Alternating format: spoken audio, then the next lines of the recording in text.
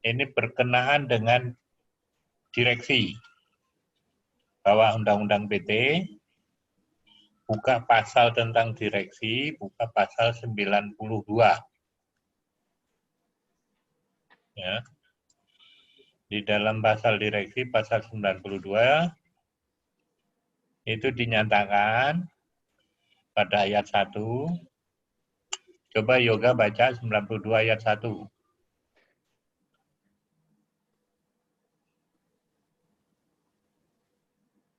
Ya, baca.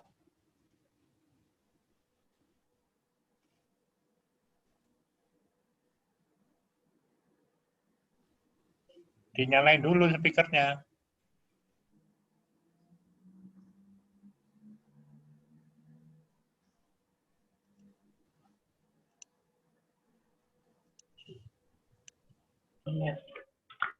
Ya, baca. 92 ayat 1. Belum kebuka, Pak. Bentar, Pak. Hah? Belum kebuka. Belum kebuka. Hai. Belum kebuka atau nggak punya? Tinggal download dari internet aja. Punya, Coba Pak. kamu. 92 ayat 1 Undang-Undang PT. Direksi menjalankan pengurusan perseroan untuk kepentingan perseroan dan sesuai dengan maksud dan tujuan perseroan. Nah, ya, berdasarkan pasal 92 ayat 1 di situ jelas direksi dengan tegas dinyatakan apa yang menjadi tugas direksi adalah mengurus perusahaan, ya, yaitu pengurusan apa sehari-hari sesuai dengan tujuan perseroan. Ya. Jadi kalau kita ikuti konstruksi secara struktural, organ PT itu ya yang berada di atas adalah RUPS. Jadi bukan pemegang saham ya, tapi RUPS. Rapat Umum Pemegang Saham. Jadi pemegang saham dalam arti keseluruhan. Di bawah organ RUPS ada direksi dan ada komisaris. Ya. Kedudukannya setara, direksi dan komisaris. Karena konsepnya ya, direksi menjalankan tugas-tugas manajerial.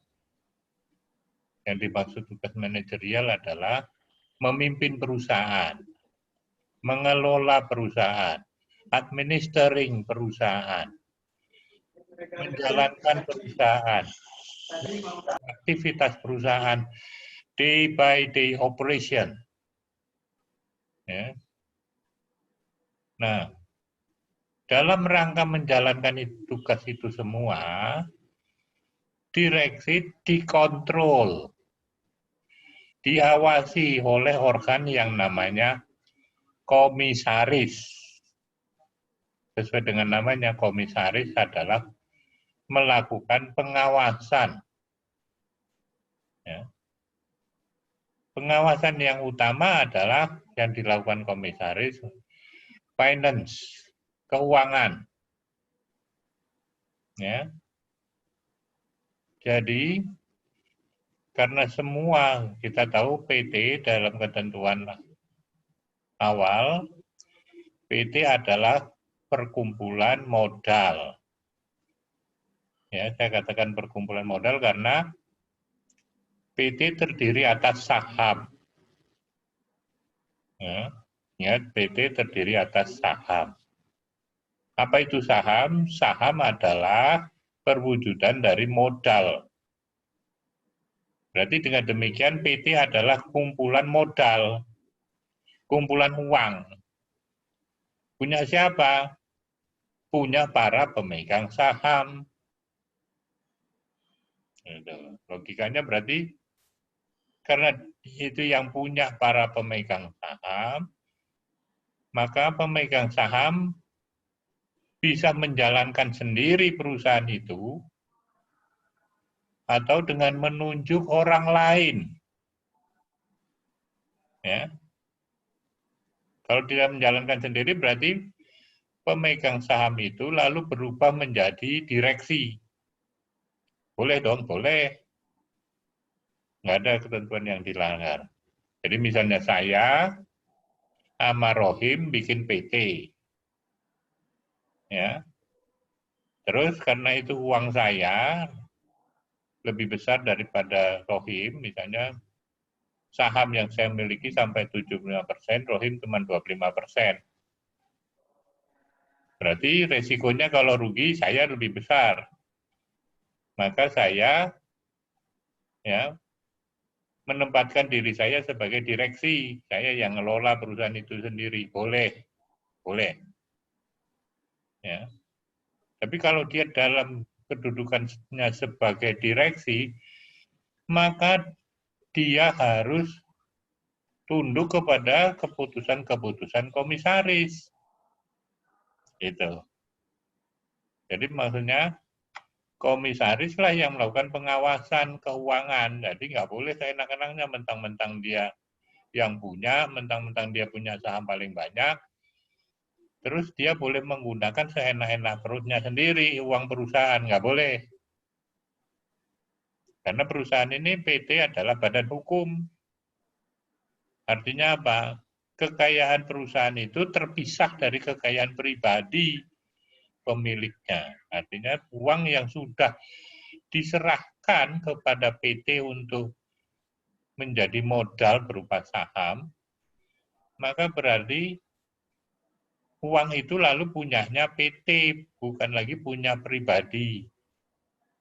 Maka setiap pengeluaran itu harus berdasarkan pertanggungjawaban, akuntabilitas, nah, bahasa hukumnya.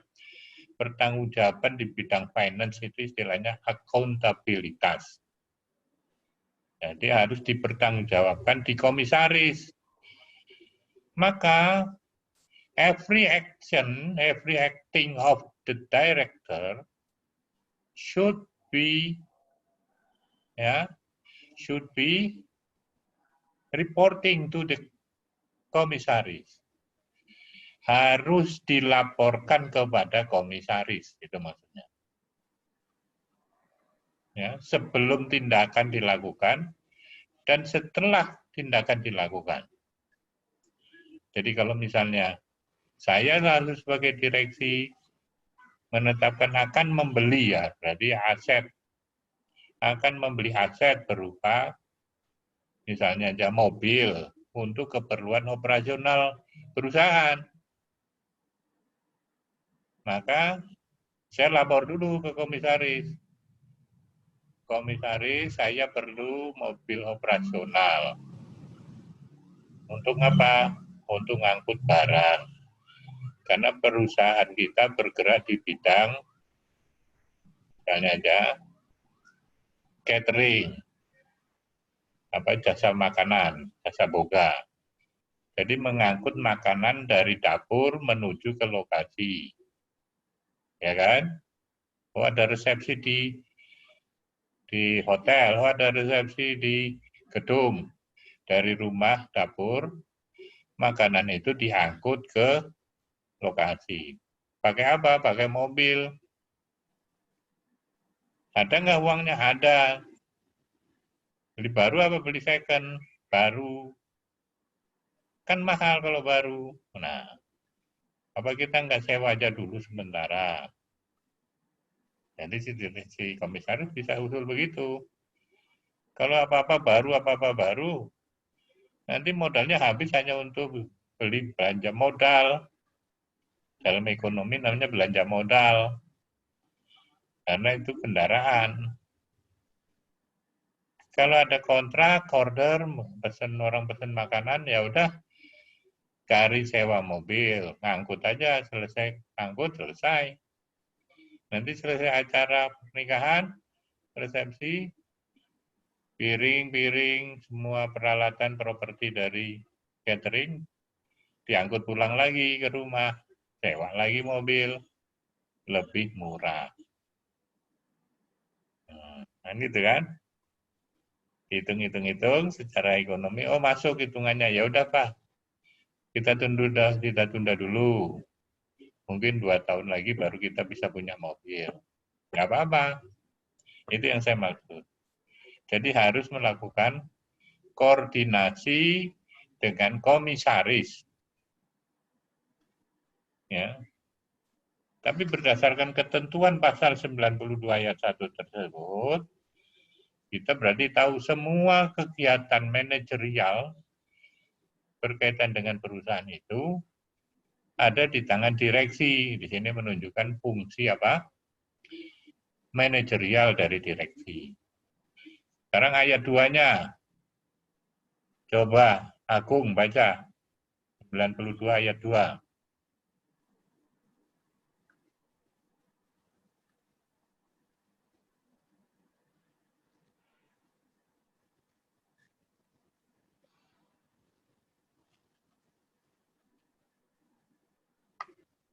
Mana Agung kok malah ngilang?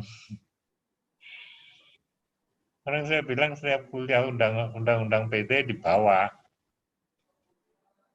Nah, Lagi coba di Agung ini, baca Pak. 92 ayat 2. Iya, Pak. Lagi dicari, Pak. Bentar. Nah, semua nyimak, semua buka undang-undangnya. Memberikan batas-batas kewenangan dalam menjalankan Pembacaan pengurusan. itu langsung pemberikan. Yang dari depan dong. Oh, siapa? 92 ayat 2. Ah,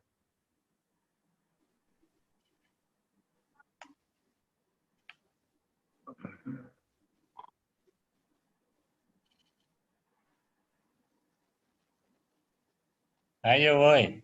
iya, Pak. Halo nih.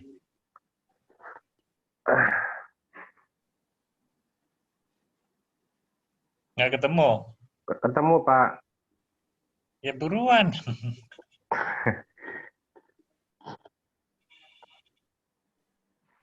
Alasan aja loh. Iya, Pak. Ya udah dioper aja dah. Wendra, siap nggak Wendra? Siap, Pak. Undang-Undang 92 ayat 2. Pasal 92 ayat 2, direksi berwenang menjalankan pengurusan sebagaimana dimaksud pada ayat 1 sesuai dengan kebijakan yang dipandang tepat dalam batas yang ditentukan dalam undang-undang ini dan atau anggaran dasar. Nah, ya. Jadi artinya di sini direksi dalam kedudukan tadi untuk melakukan apa? Manajerial, ya, untuk melakukan pengurusan, maka direksi dapat melakukan tindakan-tindakan yang dipandang tepat. Ini menunjukkan bahwa kedudukan direksi ini agak unik. Ya. Di satu pihak direksi adalah bukan siapa-siapa di perusahaan, tapi orang lain yang bisa ditempatkan di perusahaan. Kalau tadi contohnya kan saya sendiri sebagai pemegang saham. Tapi boleh direksi itu diambil dari orang lain, ya, kita dudukan sebagai direksi di perusahaan kita. Nah, lalu kan pertanyaannya, walaupun orang lain pasti ada dong kriterianya. Ngomong itu dia kita percaya untuk ngelola uang kita kok. Kan gitu. Ya. Maka kedudukan direksi secara hukum di satu pihak hampir kayak apa? Kayak karyawan orang. Kalau dalam hukum tenaga kerja itu siapa? Orang yang digaji oleh perusahaan dan menjalankan perintah pimpinan, kan gitu kan? Dan dalam konteks itu maka direksi seolah-olah seperti itu, karena dia adalah orang yang digaji, disewa, di-hire untuk mengelola perusahaan. Tapi apakah direksi sama dengan karyawan? Tidak. Kenapa? Kalau karyawan sepenuhnya tunduk pada perintah majikan, ya kan? Dalam hal ini perusahaan. Tapi kalau direksi, dia malah yang bikin peraturan perusahaan. Jadi dia mirip seperti karyawan, tapi bukan karyawan. Tapi dia lebih mendekati sebagai seorang apa? Ahli. Seorang ahli. Jadi kedudukannya hampir sama. Dengan siapa? Dengan expert. Ahli siapa? Lawyer, akuntan, notaris, dokter. Ya, karena hubungan hukum antara lawyer dengan klien, dokter dengan pasien, ya, itu tidak sama dengan hubungan seperti majikan dengan anak buah. Memang betul lawyer menjalankan urusannya punya pemberi kuasa. Tapi pemberi kuasa bukan berarti terus bisa merintah-merintah seenak maunya dia, enggak. Bahkan lawyer sebagai penerima kuasa bisa menolak kalau menurut dia berdasarkan keahliannya apa yang diminta dilakukan itu tidak memadai. Secara keahlian dia bisa menolak. Ya. Jadi di satu pihak mirip dengan karyawan, tapi di lain pihak dia lebih dekat sebagai seorang ahli. Ahli juga dibayar, iya, lawyer dibayar. Ya. Akuntan dibayar, notaris dibayar. Dokter dibayar. Ya. Jadi ahli-ahli itu dibayar atas jasa yang diberikan. Tapi dalam menjalankan pekerjaannya dia tidak diintervensi. Itu bedanya. Tapi kalau karyawan, ada supervisor, ada pengawas, ada mandor. Kalau dia nggak benar, suruh ulang. Nah, kalau supervisornya bilang, ini saya nggak puas hasil kerja saudara, tolong diulang lagi nih, perbaiki. Tapi kalau expert, nggak bisa. Pemberi kuasa saya minta ulang Pak, ini apaan sidang kok diulang lagi. Iya kan? Nah jadi, ya di sini menunjukkan dengan kalimat yang dinyatakan sebagai sesuai dengan kebijakan yang dipandang tepat oleh undang-undang, diartikan yang dipandang tepat itu adalah berdasarkan kriteria-kriteria keahlian, ya, keahlian dan kelaziman di dalam bidang usaha yang bersangkutan. Ya kalau dia expert di bidang misalnya aja permesinan, maka dia tahu apa yang mesti dilakukan, apa yang tidak dilakukan. Dia ahlinya kok, dia expert kok. Ya, dari di situ menunjukkan bahwa ya direksi berkedudukan sebagai pimpinan perusahaan yang mengelola, yang memanajemen, yang tadi sudah saya sebutkan tugas-tugasnya, ya, dia dibayar untuk itu, tapi dia berdasarkan keahlian. Jadi nggak mungkin pemegang saham akan merekrut orang yang tidak capable. Nah, berdasarkan ketentuan pasal 92 ayat 1 dan ayat 2 itu, lalu timbul doktrin-doktrin, ya, doktrin-doktrin di dalam hukum perseroan, ya, doktrin-doktrin hukum di bidang perseroan yang berkenaan dengan tugas dan tanggung jawab direksi. Nah, doktrin yang pertama apa? Nah, ini yang paling klasik karena berdasarkan ketentuan pasal 92 ayat 1 dan 2 itu. Apa doktrin pertama? Fiduciary duty. Tulisannya biasa. Ya.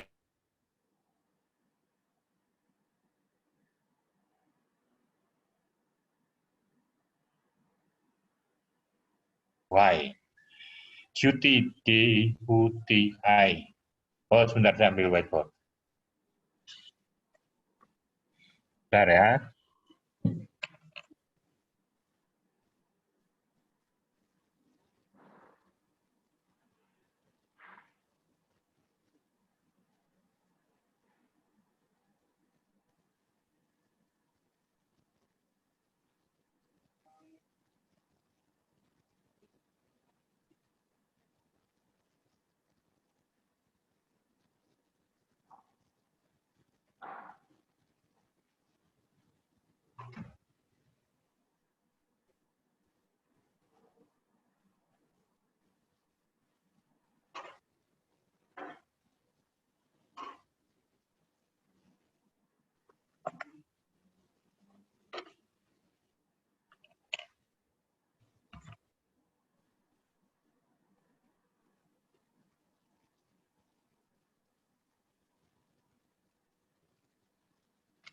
Saya tulis ya.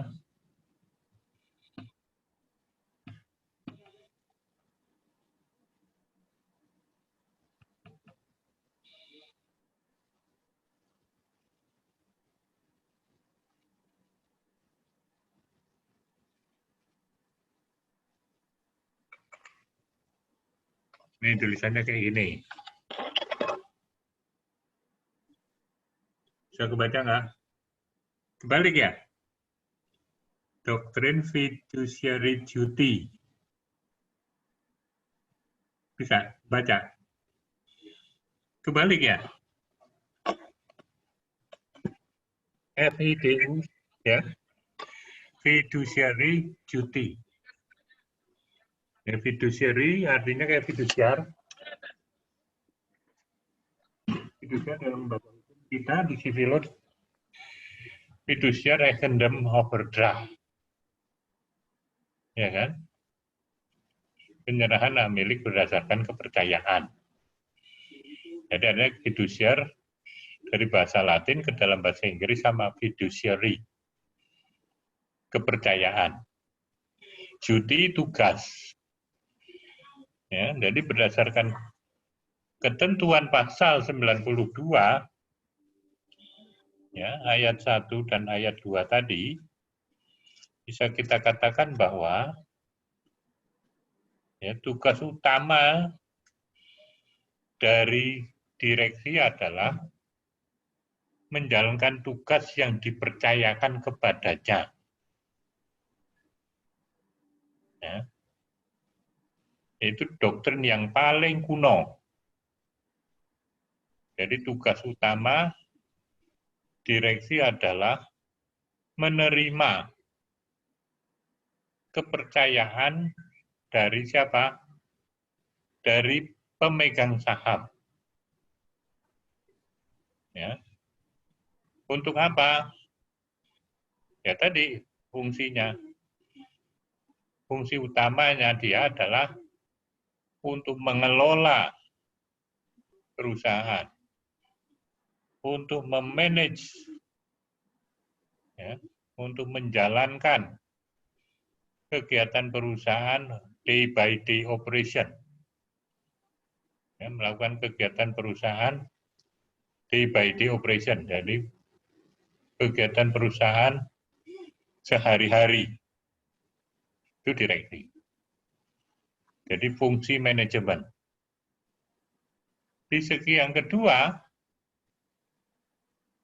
fungsi direksi apa itu? Representatif.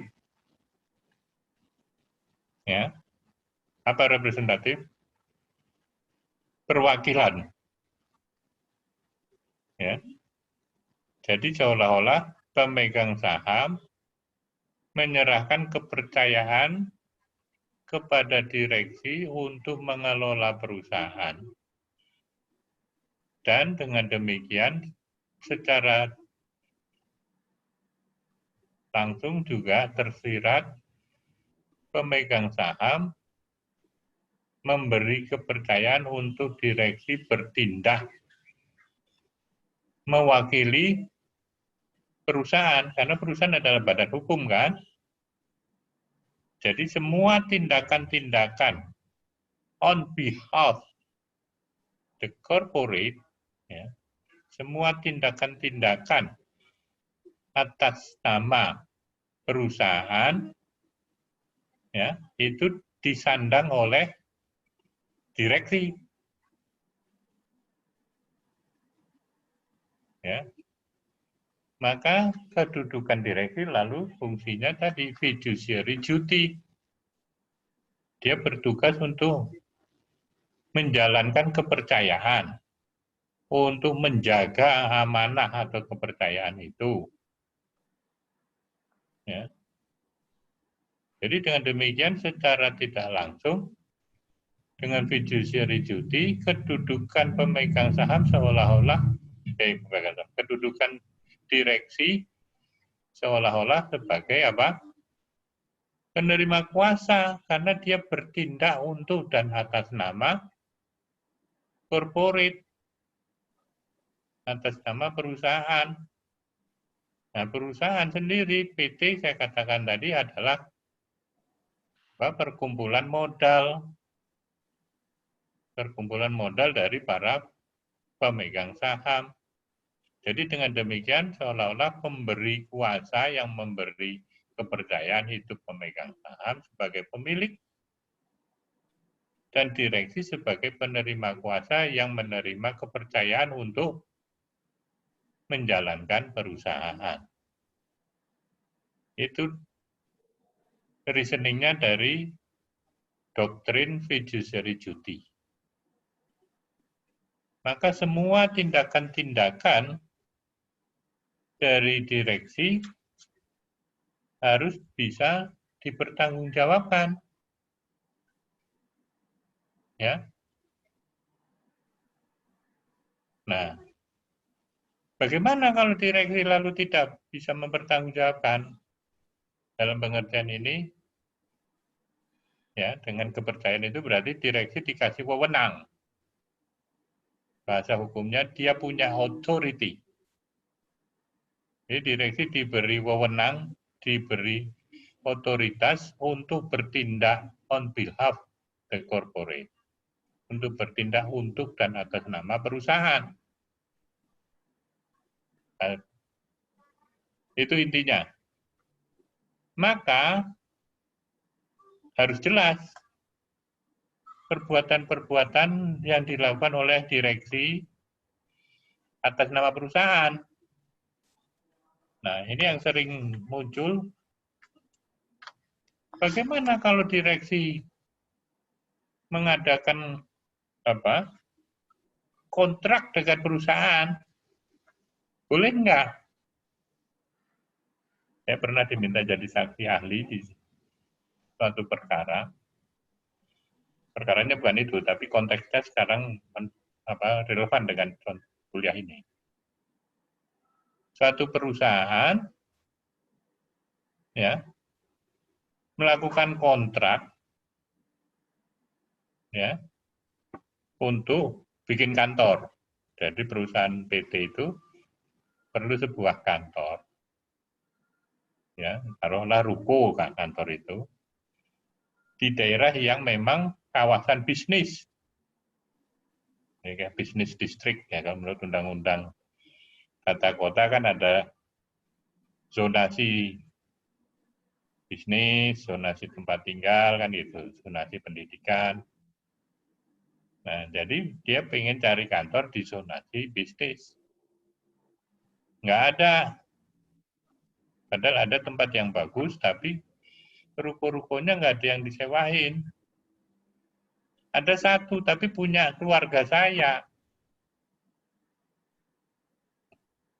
Saya sebagai direksi, kebetulan dalam contoh ya, saya sebagai direksi, Nah, sementara keluarga saya punya ruko di kawasan bisnis distrik tadi.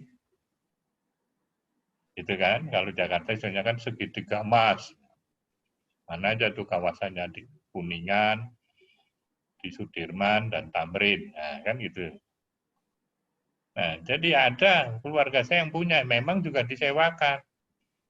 Lalu pertanyaannya, boleh enggak saya sebagai direksi menyewa ruko yang milik saya sebagai pribadi? Ayo, coba siapa yang bisa berbagi? Ya, silahkan, Agung. Iya Pak, kalau menurut saya boleh aja Pak, karena dia kan representatif perwakilan dari RUPS Pak, gitu. Yang penting dalam suatu kegiatan dia ada koordinasi dari pihak pemegang saham. Itu aja. Iya Pak, gitu. Kayak kita mau buka kantor di wilayah sini, sedangkan ruko nggak ada, hanya punya untuk kita. Ya udah kita pakai punya kita, gitu. Tinggal diatur aja keuangannya kayak mana. Itu doang. Iya Pak, representatifnya itu tadi. Ya, karena kedudukan dia sebagai representasi, alasanmu itu. Iya. Okay. Anything else? Ada yang lain? Boleh, berpendapat lain, boleh. Bahkan mungkin dilarang, boleh.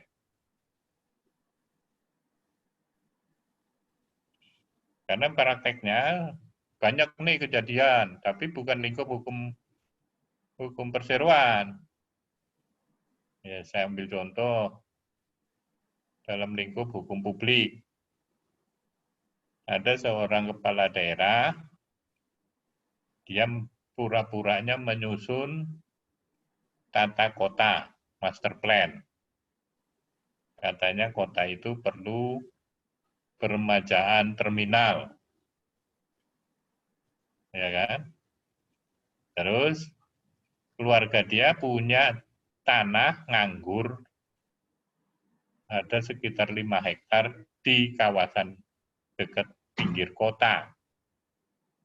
Tiba-tiba dia merintahkan kepada Bapeda, Badan Perencanaan Daerah, untuk menyusun tata wilayah kota agar terminal itu dibangun di zonasi tempat tanah keluarganya itu terletak.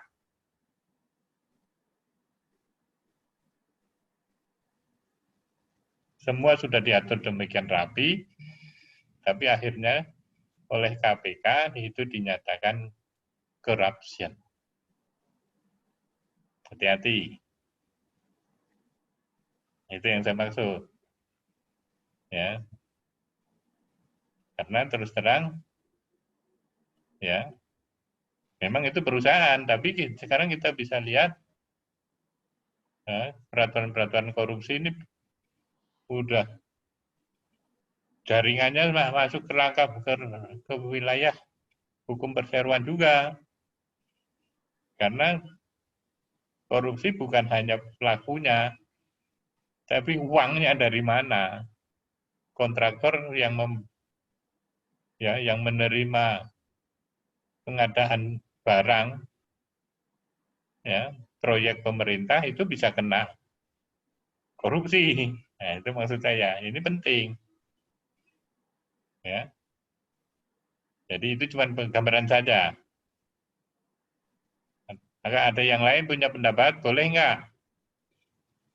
Saya sebagai direksi bikin kontrak dengan saya sebagai pribadi. Jadi artinya dalam kontrak itu seolah-olah saya tanda tangan sebagai pihak pemilik ruko, pihak pertama, ya kan?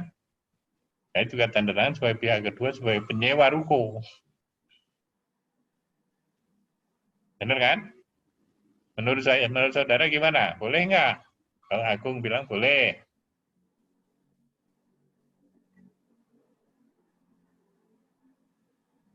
Ada yang punya pendapat lain atau semua pendapat dengan Agung? Rahmi. Nggak kedengeran suaranya.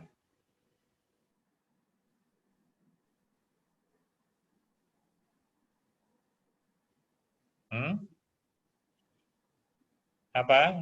Komentar? Bendra, ada komentar? Kalau menurut saya sih, saya setuju sama Agung, Pak. Boleh saja. Cuma kan untuk dia kan sebelumnya sebagai apa sih? Bukan sebagai diri pribadi, tapi mewakili perusahaan. Jadi walaupun dia melakukan kontrak perjanjian terhadap dirinya sendiri, tapi kan referensinya kan bukan sebagai dia sama dia sendiri, tapi sebagai antara perusahaan yang dia wakilkan dengan dia sendiri, kayak gitu, Pak. Hampir mirip seperti Agung. Kalau menurut saya sih begitu, Pak. Oke. Sekarang kita coba lagi, saya tambah referen baru. Di dalam Undang-Undang Pasar Modal, ada satu term yang relevan dengan kondisi seperti ini. Disebut konflik interest. Ada yang tahu konflik interest artinya? Apa itu? Apa itu? Konflik interest? Benturan kepentingan. Jadi di sini ada kepentingan perusahaan di satu pihak, di lain pihak ada kepentingan pribadi. Di satu pihak perusahaan memerlukan kantor. Ya kan? Di lain pihak ada punya pribadi yang juga sedang disewakan. Jadi seolah-olah ada dua kepentingan yang kayaknya bertemu. Tapi tadi di dalam kontrak pelakunya saya juga. Saya sebagai pihak pertama, saya juga sebagai pihak kedua. Benturan kepentingan enggak?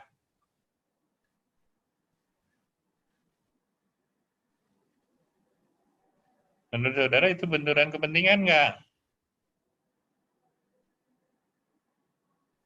Ya itu kalau dalam kasus yang saya kasih contoh kepala daerah tadi, KPK menangkap kepala daerah itu dianggap melakukan corruption karena dia memaksakan suatu transaksi yang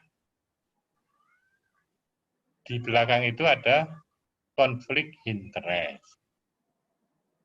Gitu loh. Tapi di dalam kasus yang kita bahas sekarang, itu masuk konflik of interest nggak?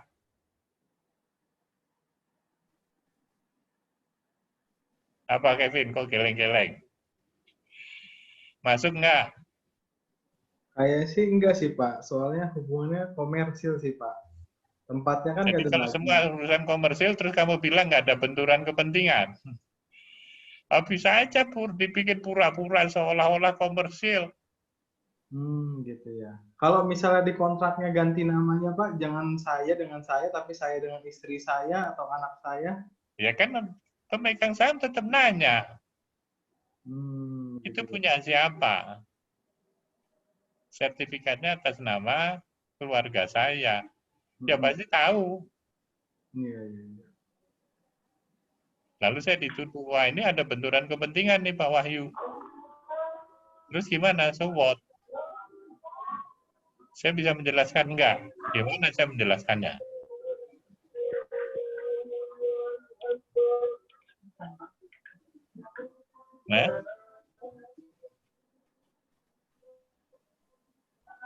Nah, di sini susahnya. Ya. Di dalam teori, hal semacam itu namanya bukan konflik of interest. Dalam teori namanya self-dealing. Deal itu transaksi. Ya. Jadi transaksi self, pribadi. Jadi sebetulnya tadi kontrak itu kontrak pribadi antara saya sebagai direksi dengan saya sebagai pemilik ruko. Jadi sebetulnya itu self-dealing. Dalam teori self-dealing, ya, awalnya boleh. Ya, awalnya teori tentang self-dealing itu boleh.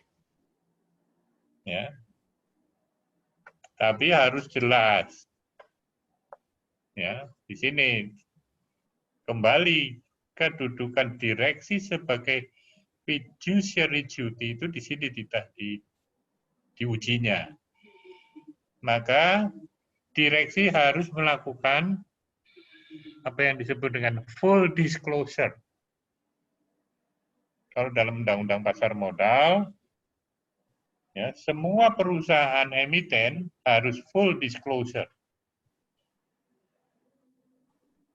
Dia harus dari awal terbuka.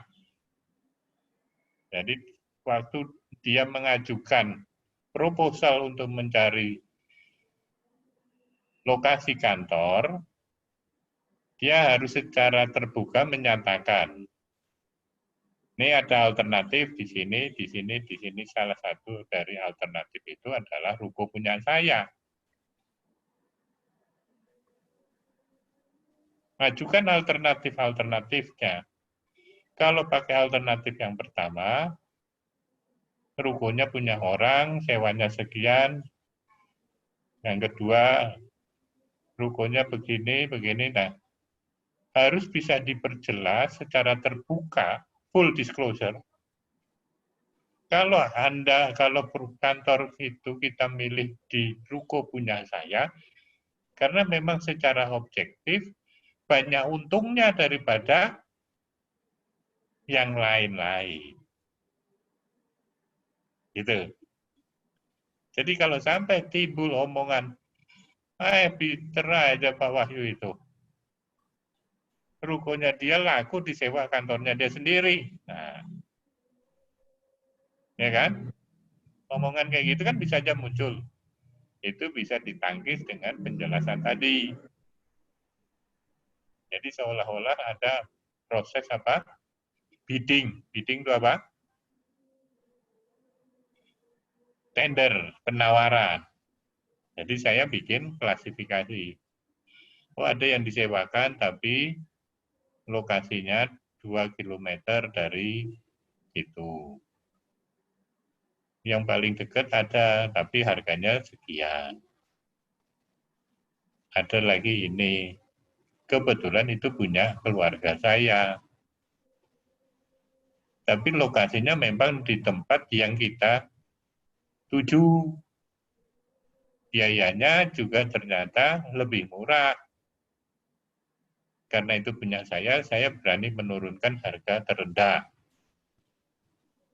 Nah, jadi dengan pertimbangan-pertimbangan itu saya nggak cari untung, ya untung wajar, bukan berlebihan. Itu namanya full disclosure. Ya, jadi di situ bisa ditunjukkan tidak ada konflik of interest. Kalau perusahaan nggak mau pilih ya nggak apa-apa, tapi dengan resiko dapat kantor yang lebih jauh. Biayanya juga sama aja.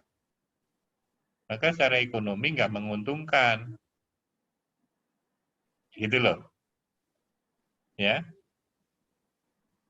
Jadi dengan demikian, ya, dengan full disclosure itu bisa menunjukkan mengeliminasi kemungkinan adanya konflik of interest dan ada kecenderungan unfair.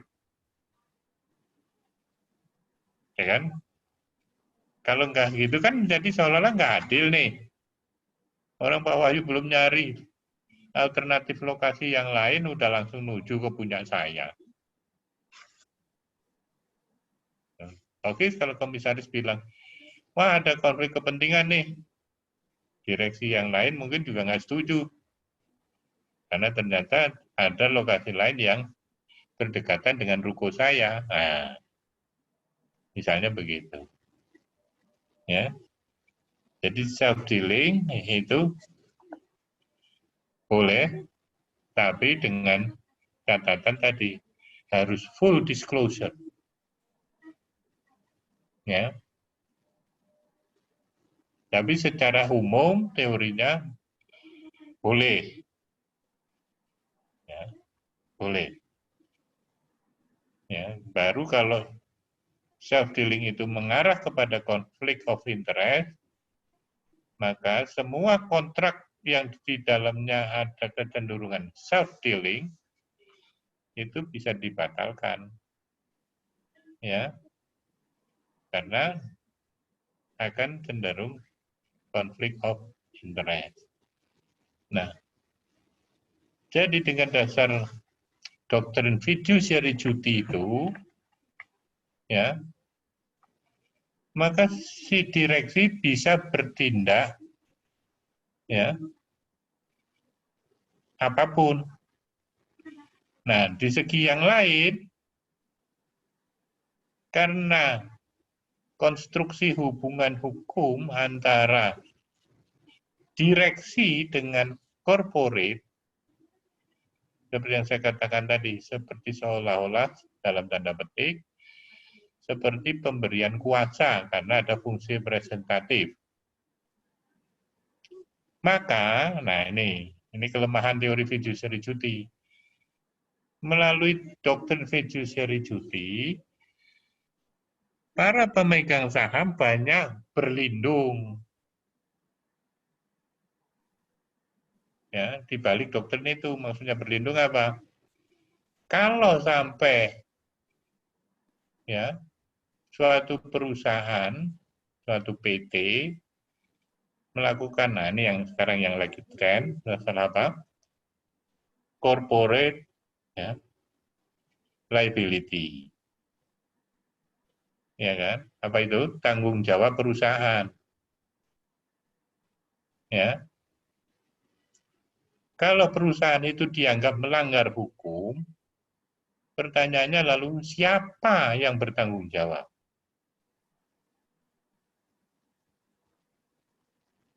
Ayo. Kalau berdasarkan doktrin fiduciary duty, siapa yang bertanggung jawab?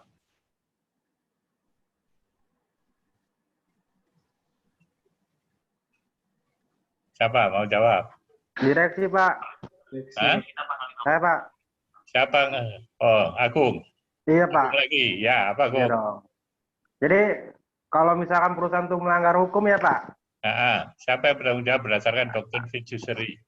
Iya, yang bertanggung jawab itu direksi, Pak. Kenapa? Karena dia yang memutuskan, Pak. Menjalankan dan mewenang segala sesuatu di perusahaan itu ada di direksi. Jadi dengan demikian, Dengan hanya dialah demikian, yang bertanggung jawab. ya, sebagaimana contoh ya, Pak. Kita mau eksekusi mobil. Konsumen dia tidak ada pembayaran. Konsumen mau mobil mau kita tarik, gitu ya, Pak. Tunggu, ini transaksi apa dulu nih kok tahu-tahu kok eksekusi mobil? Oh, jadi kayak Transaksinya apa? Dia menunggak, Pak. Konsumen menunggak Oh, kamu angsurannya. perusahaan leasing. Ini supaya Ya. kamu perusahaan leasing. Terus Iya, ada Pak. orang mau beli mobil Iya. di perusahaan leasingmu. Iya, tiba-tiba Terus dia ternyata nunggak pembayarannya. pembayarannya gitu, Terus Pak. lu pakai debt collector. Bukan, kita pakai penarikan internal, Pak. Karyawan kita sendiri yang menarik gitu ya, Pak. Oh, gitu. Nah, jadi perusahaan leasingmu yang narik. Iya. Yang Nah, terus yang pelanggar hukumnya di mana? ya apabila ada pelanggaran hukum, konsumen dia menggugat gitu, Pak. Itu direksi apa BM, kepala cabang yang bertanggung Ya jawab. enggak, wong itu menjalankan isi kontrak karena dia tidak bayar tagihan. Bagus dong kalau kreditur lalu menggunakan haknya, nggak melanggar hukum. Contohmu itu menurut saya bukan melanggar hukum. Iya. Kan itu dituduh melanggar hukum. Oh, dituduh melanggar hukum. Nah iya, gimana loh? Pertanyaanku dari tadi itu kok oh iya. Perhatikan dong kasusnya, ntar gue kasih ujian pakai kasus loh. Siapa? Lo ntar, ayo. Baca dulu kasusnya, pelajari kasusnya. Ada suatu PT ya dituduh telah melakukan suatu pelanggaran hukum. Heeh. Ya, pelanggaran hukum itu apa aja? Ya bisa aja macam-macam. Pidana, Misalnya, perdata. di ranah hukum pidana, ya kan? Ya. Satu perusahaan, ya, di ranah hukum pidana yaitu melakukan polusi, buang air limbah. Menurut Undang-Undang Lingkungan, semua perusahaan harus punya fasilitas IPAL. Apa itu IPAL? Instalasi Pengelolaan air limbah. pengelolaan air limbah IPAL. Jadi sebelum dibuang ke saluran air sekunder, ya, air dari pabrik perusahaan itu harus ditampung dulu di fasilitas IPAL. Setelah dimasukkan di situ, lalu dites, ya, kadar kimianya. Kalau sudah rendah, nggak ada lagi kadar unsur kimia yang berbahaya, baru boleh dibuang ke saluran sekunder. Jelas kan?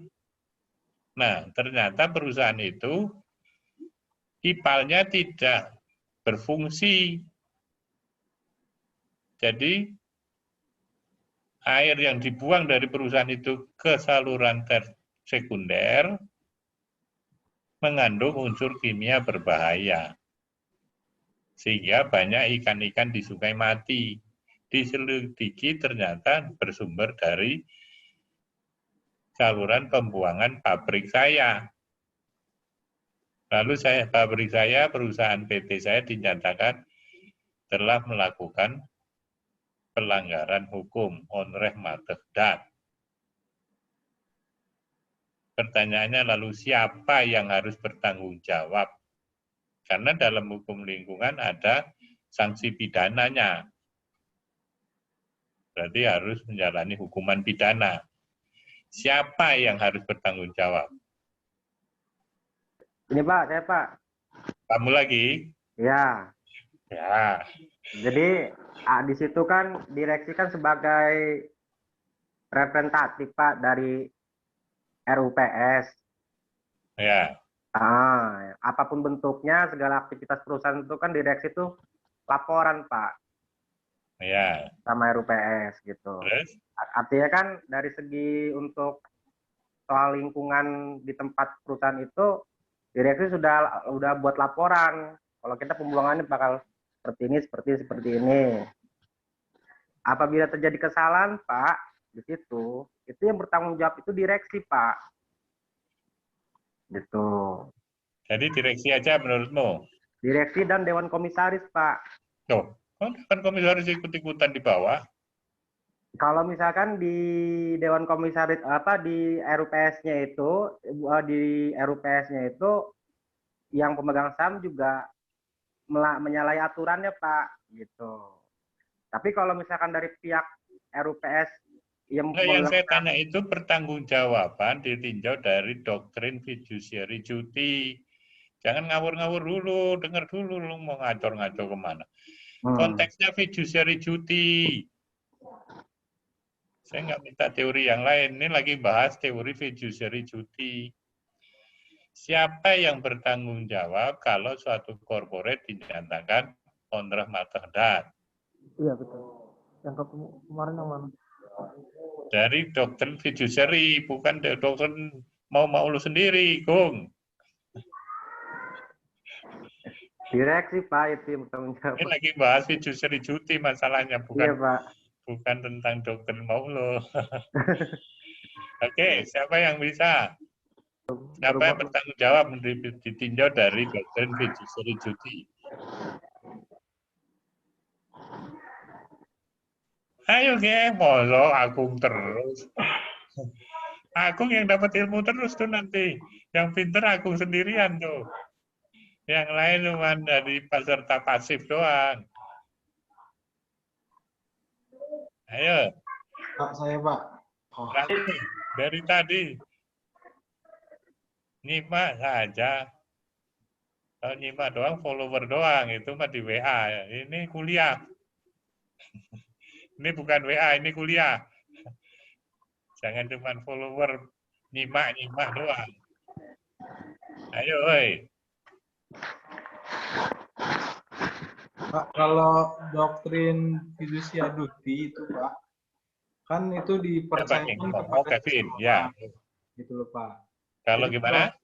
Kalau yang saya baca nih Pak, fiducia duty itu Pak, itu diserahkan atas kepercayaan kepada seseorang. Itu. Ini konteksnya bukan fiduciary umum, itu mah fiduciary overdraft. Oh gitu Pak.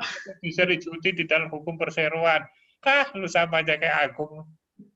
Ngawur-ngawur aja. Ini fiduciary duty di dalam hukum perseroan. Kan udah saya jelasin tadi. Konsepnya apa, kedudukan di direksi apa, dikaitkan dengan fiduciary duty. Nah sekarang saya coba jawab Pak. Liability, corporate liability. Siapa yang bertanggung jawab kalau menurut fiduciary duty? Kalau ada corporate liability. Menurut ada saya yang itu jelas Pak, itu kan saya? Jelas ya? Kalau nggak jelas, lo kebangetan aja, nggak nangkep-nangkep. Ayo, siapa? Yoga. Ya Pak, menurut saya fiduciary duty itu kan itu wajib dipercaya. Artinya setiap anggota direksi itu wajib dipercaya dalam melaksanakan pengurusan perseroan. Berarti siapa yang mewajibkan? Dari RUPS, Pak. Duty itu artinya duty itu tugas, fiduciary itu kepercayaan. Ya.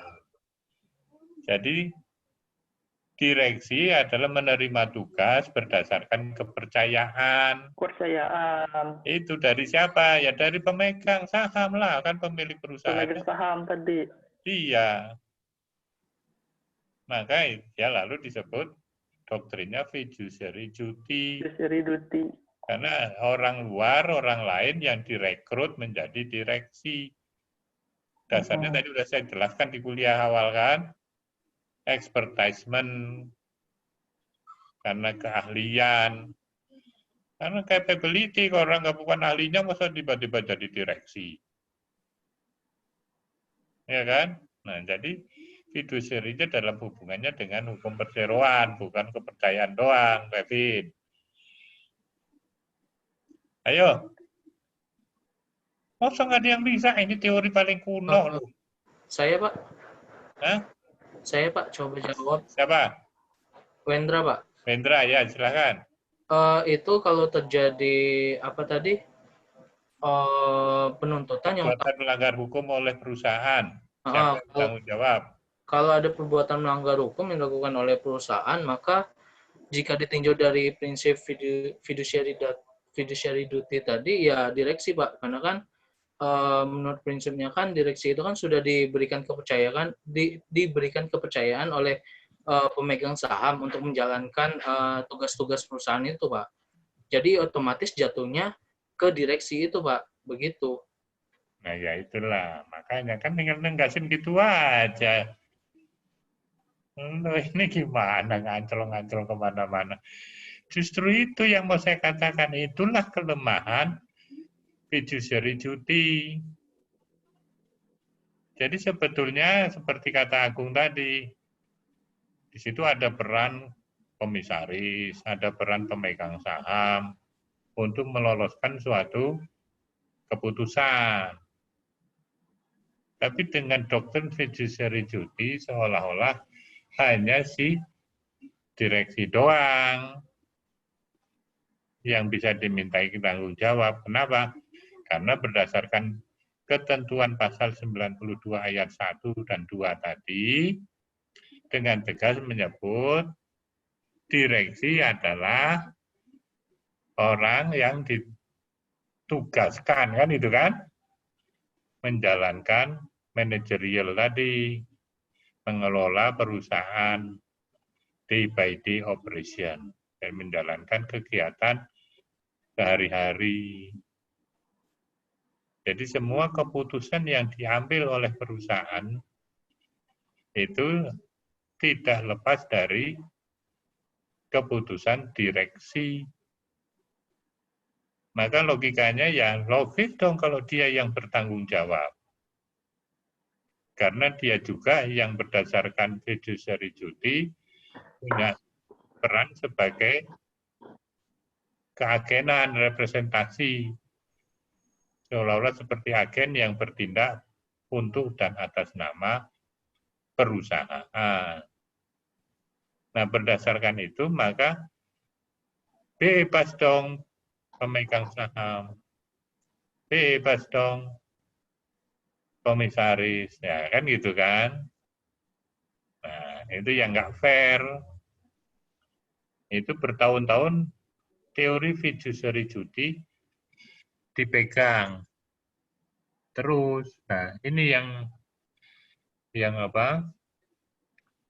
Yang apa? Istilahnya tidak bisa dipertahankan.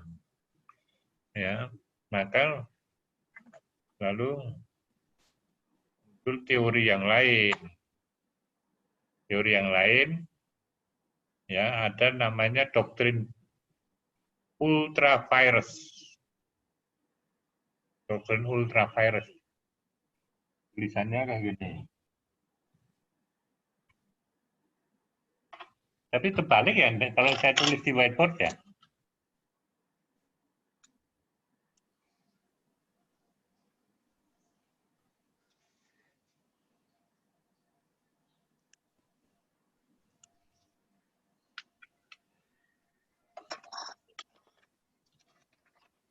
Baca kan? Ultra virus. Ya. Nah, ini juga tapi masih tetap berlangsung, masih tetap relevan. Ya. Ultravirus itu dari bahasa Latin. Artinya apa? Melampaui wewenang. Ya. Kalau dalam bahasa hukum Belanda namanya misbruik van recht. Misbruik van recht itu wewenang atau hak. Jadi misbruik itu melanggar atau melampaui wewenang.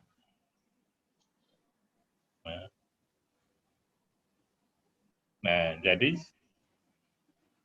sekarang direksi sendiri lalu berkelit. Jangan semua gua dong. Nah, pembelaan dirinya begitu kan. Giliran perusahaan dinyatakan melanggar hukum, gua suruh tanggung jawab. Nggak adil dong. Nah, pembelaannya seolah-olah begitu. Nah, jadi siapa? Direksi bilang, kalau saya melanggar wewenang, baru saya bertanggung jawab. Tapi kalau bukan saya yang melanggar wewenang, jangan saya yang bertanggung jawab. Corporate. Itu. Jadi corporate nggak boleh melanggar wewenang. Gimana kok perusahaan melanggar wewenang? Nah, kita harus lihat dulu. Karena ya, rujukan yang dipakai oleh suatu corporate, suatu perusahaan badan hukum, korporasi, itu ada dua. Satu, Undang-Undang PT. Kedua, statuta. Statuta itu apa? Anggaran dasar PT. Jadi kalau dalam undang-undang nyatakan wewenang PT itu apa, maka dia nggak boleh melampaui itu. Kalau dalam undang-undangnya nggak jelas, maka rujukan kedua, statuta. Nah, di dalam statuta, bukannya bisa ada dua. dalam anggaran dasar PT, sudah pernah lihat belum anggaran dasar PT? Kalian ada yang pernah lihat belum? Ada yang belum pernah lihat atau semuanya belum pernah lihat? Kayaknya belum pernah nih. Kayak gimana mau belajar tentang PT nggak pernah lihat anggaran dasar? Ya. Bisa cari nggak? Minggu depan kita lihat. Googling ya. Insya Allah dapat kalau di googling. Anggaran dasar PT. Ya. Karena sekarang anggaran dasar PT itu oleh Undang-Undang PT dibakukan. Enak sekarang jadi notaris. Jadi artinya format dari anggaran dasar PT itu semua sama. Dibakukan oleh Kementerian Hukum dan HAM yang membedakan hanya jadi kayak formulir, kayak belangko. Nama, nah, namanya perusahaan saya mungkin lain nama perusahaanmu. Di modal perusahaan saya sekian, modal perusahaanmu berapa. Ketentuannya semua sama. Nah, maka cari di googling. Awas kalau nggak dapat minggu depan kuliah mendatang gue cek. Nggak bisa alasannya nanti Pak, belum ketemu, belum bisa dibuka, download makanya pelit-pelit amat punya. Mau pinter kok, nggak mau download. Ya, nah di dalam anggaran dasar ada klausula yang mengatur satu tentang bidang usaha. Jadi nggak boleh perusahaan itu didirikan untuk bergerak di semua lapisan, nggak boleh serakah itu namanya. Jadi harus jelas bergeraknya di bidang apa. Oh dia di bidang kontraktor bangunan, konstruksi misalnya. Maka dia tidak cari proyeknya ya di bidang itu. Oh, di bidang konstruksi, oh dari duitnya di bidang perdagangan.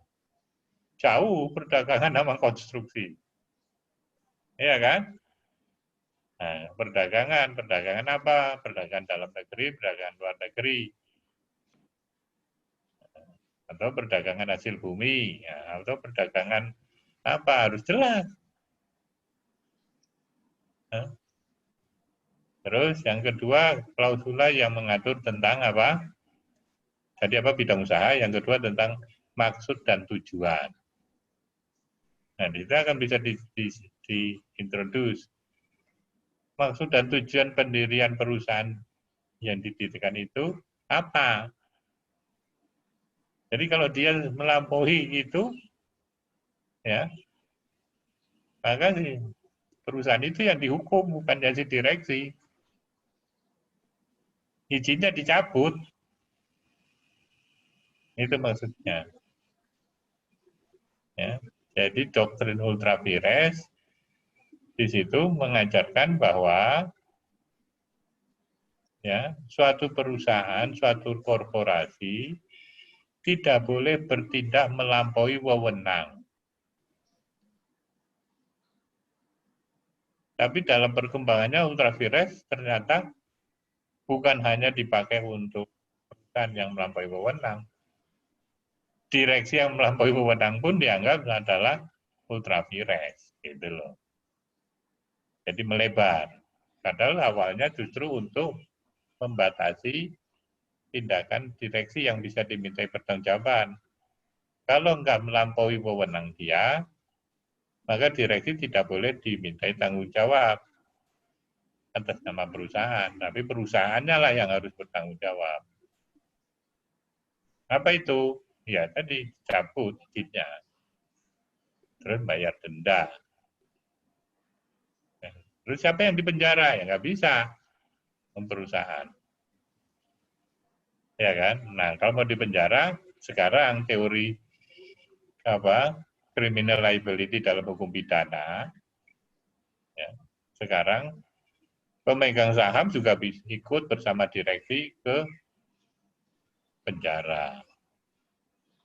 Itu teori hukum pidana tentang corporate